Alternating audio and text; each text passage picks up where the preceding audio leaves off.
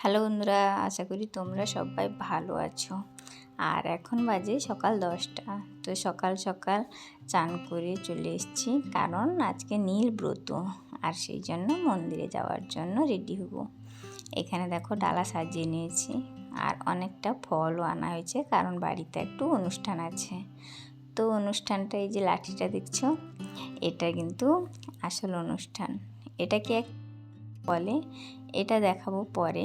আগে মন্দিরে এটা ঠিক করা হয় আর কি। তো এই যে দেখো, চান করার পরে এগুলা কিন্তু সব কিছু গুছিয়ে রাখতে হয়েছে। এখানে কিছু জলে ভেজানো আছে, এলে রান্না হবে। মানে রান্নার তো আমরাও করতে পারবো না। এই যে দেখো, বাইরে উনুন করা আছে, কারণ বাড়ির উনুনে রান্নাও হবে না, গ্যাসেও রান্না হবে না, নতুন গ্যাস লাগবে। তো তারপরেই কিন্তু আমরা মন্দিরে বেরিয়ে গেলাম। আর মন্দিরে দেখো, আমার তো দেরি হয়ে গেছে, ননদ আর যাই এরা কিন্তু সামনে চলে গেছিলো অনেকটা। আমি পেছন পেছন যাচ্ছি ডাব, দুধ আর ফুল নিয়ে। আর এখানে দেখো অনেক ডালা চলে এসছে, কারণ এই ব্রতটা প্রায় অনেকেই করে।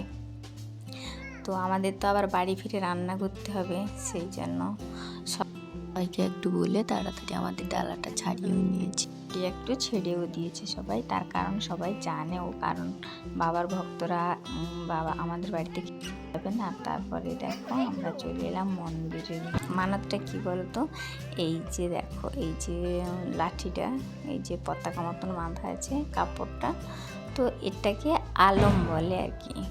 তো এই আলমটাই মানত ছিল, আর বাবার ভক্তদেরও খাওয়ানো হবে।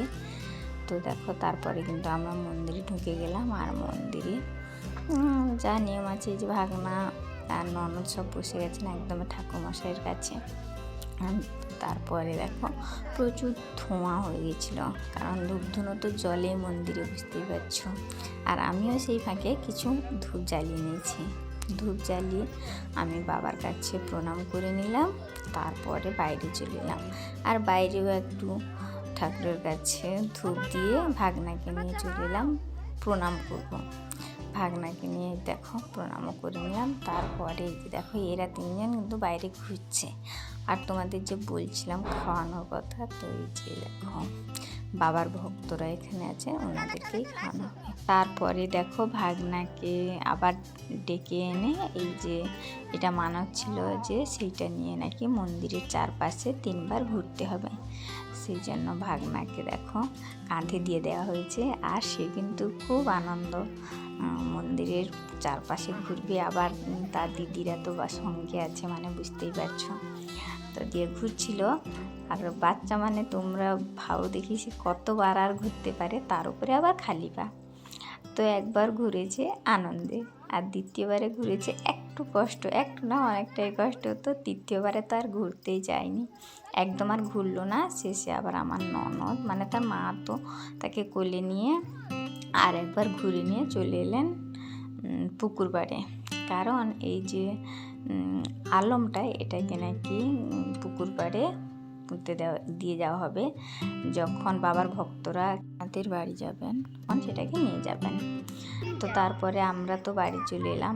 ননদ আর নন্দাই কিন্তু মন্দিরে এখনও থেকে গেছে, কিন্তু আমার যা অনেক আগের থেকে বাড়ি চলে গেছে। তার কারণ হচ্ছে যে বাবার ভক্তরা তো খেতে যাবেন, তো তারা যে গেছে, আমরা আবার রান্না করলে নাকি সেগুলো হবে না। তো যারা বাবার ভক্তদের জন্য রান্না করতে গেছেন, তাদের জন্য কোথায় কি আছে তারা তো আর জান না। তো সেই জন্য আমার যা চলে গেছে, আর আমিও যাচ্ছি।